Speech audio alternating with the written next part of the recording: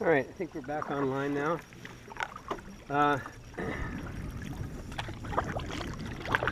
Let's recap nutrition. Again, you want easily digestible food the night before and even the morning of. If there's any breakfast to be eaten before a long race, it should be done an hour and a half to 2 hours beforehand. Give your body time to process. Again, in the morning, another thing to keep in mind, you should not overdrink, even if it's going to be a hot day. You're better off being hydrated the day before with maybe an extra glass or two of water, so that you don't have to go to the bathroom, 10 minutes into the race. For me, my breakfast is usually something like oatmeal with raisins, brown sugar, maybe a little bit of milk, and a cup of coffee. For longer races, sometimes I'll have an egg, a scrambled egg or something, toast. Fruit is good, and it seems like if you can eat a good breakfast, it's almost going to be better for you. Again, that's going to be individual preference, but I generally, even for 2-hour intense races, I'm better off 2 hours beforehand eating a fairly sizable breakfast. Normally, my system works good enough so that I can go number 1 and number 2 half hour before the start, and then usually 10 minutes before the start, I may paddle up somewhere in a private area and get rid of that last ounce or 2 that my body produces of urine right before the start, so you make sure you have an empty bladder before your start. So again, that's your personal preference. Find what works and stick with it. Let's see. Let's talk a little bit about when you have more than one person in the boat. Talk about timing. Now, as I mentioned, everybody is going to have their own style, but it's important to, if anything, if you're in a boat, you've got to maybe give up or compromise somehow on style in order to stay in time and synchronization with your partner. Now, visually, you don't have to be visually in time, but your power phases need to be in time. I've seen top teams that visually it looks like when they're out of the water, it's all over the place. This person does something strange with the paddle. It doesn't look like it matches at all. But and they sometimes don't even put it in the water at the same time. But what happens is their power phases match, and that is the most important thing. You can look like anything you want when your paddle's in the air, but as long as you apply your power as closely as possible and as simultaneously as possible, that's going to be the most effective way to make the boat accelerate in that power phase. And the worst thing that can happen, or one of the worst things that can happen, if the guy in the front has his power phase first, and the person in the back is a significant delay, could only be 1/10 of a second, after. And what will happen is, first of all, the guy in the bow will be paddling by himself for that 1/10 of a second. So he feels this extra stress on his arms, and that's not very nice. And also, the boat can sometimes go kakunk, because the guy in the bow is going to feel this power phase coming in after he does his, and it kind of disrupts a smooth application of power. And also what happens is sometimes the boat will start porpoising because of that effect. It'll make it worse. Therefore, what I like to do, if I'm in the back, and a lot of times it's the responsibility of both people in the boat, or all people in the boat, to make sure the timing is correct. But it's most important for the people behind, the people that can have at least one person in front, have a greater responsibility on timing than the person in the front, for obvious reasons. The person in the front, unless they have eyes in the back of their heads, they just can't see what's going on. So, on the other hand, it would probably be better if teams of more than one, or people, if you have more than one person in a boat, it'd be better just to close your eyes for 2 minutes in open water, obviously, and just paddle with your eyes closed for 2 minutes so you can feel the power phase. Matter of fact, maybe close your eyes and don't paddle, let the person in front paddle so you can feel the power phase, 10, 20 strokes. And then the person in the front closes their eyes and they feel your power phase. And try to figure out, try to feel where the differences are. And if the person in the front tends to get it in real quick, like my brother, that's one of our issues, is my brother is very efficient. He has long arms and he's just very efficient in getting his power applied right away.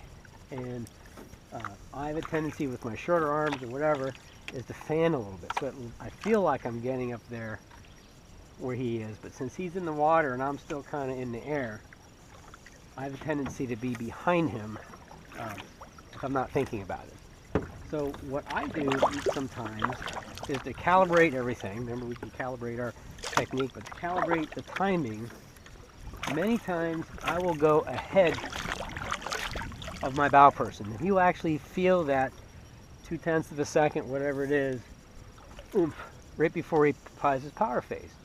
But in reality, he feels it, but it feels great to a bow person. Now, if it's too much, the bow person says, you're ahead of me, but compared with being behind, I think most bow people would rather have their stern, they'd rather feel that little oomph before they apply their power than feel it after they put in with all that stress on their own muscle, and then they kick in later. So in order to have the lesser of those two evils, a lot of times I'll calibrate my timing by intentionally trying to anticipate and applying my power first, and then I'll back my timing off so it feels good. And sometimes I have to do that. Again, that's part of my my things that I think through every 5-10 minutes is, okay, get a little ahead of my partner and then just back it off. And it's probably the best thing you can do for the people in front is to do that. Try to get ahead and then get it locked in. Get ahead, locked in, especially for those that are using mainly visual cues, because the visual cues, reaction time is too slow in their bodies, and if you're only using visual cues, then there's probably going to be a significant amount of time delay between the bow guy and the sixth person or the fifth person back, and it's going to be like a caterpillar effect, right? Clunk, clunk, clunk, clunk, clunk, and you're just not going to have the most effective way to get power to the boat. Plus, those poor guys in the front, they've got the whole weight of the boat on their paddle for that fraction of a second, and it adds up. Once you go 1,000 strokes like that, or 500 even, it's going to wear on those powerful muscles that you want to keep fresh in your strong people that we normally put in the bow. So anyway, so timing is critical, and if you look at other boats, you'll see it, because it's very common between two-person teams that the person in the back is behind. Every once in a while you get somebody that's way ahead, but normally it's the other way around. A lot of times it's a result of that fanning, because actually the guy in the bow is actually easier to get in the water since his canoe is narrower. The guy in the back, it's wider, so it's a little more work because you've got a little more width to deal with. So it does, the canoe design has a tendency to encourage the stern person to be behind. But if you look like Andy Freebold and Steve Lajoie, Steve actually visually looks like he's anticipating Andy's strokes, like he's going in ahead. But I think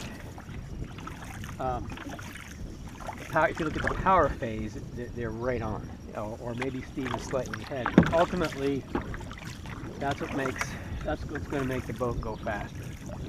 Now, in shallow water, the timing makes the biggest difference. Like here, 12 foot of water, no current, and actually if you're going to be out of time anywhere, it would be in this type of water, because here it may not make a significant difference, especially if you're with a big pack of boats. Don't worry about it. You know, you can paddle completely out of sync, and it probably won't matter because you're going along with the pack. Now, where it makes a huge difference is in shallow water, because what will happen is this pressure wave that's around the boat.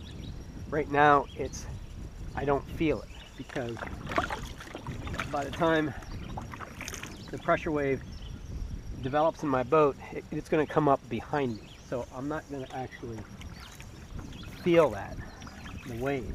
Because the wave doesn't just go out from the side, it also goes down. So what will happen is the water gets shallower. You're going to feel the wave, pressure wave, pushing on the boat. A lot of times it'll push on the bow. It'll kind of raise the bow a little bit. It'll sink the stern. And all of a sudden, it'll feel like you have to paddle 10, it's like a 10% more pressure on your arms. And if your timing is off, that bow person is going to feel it even worse.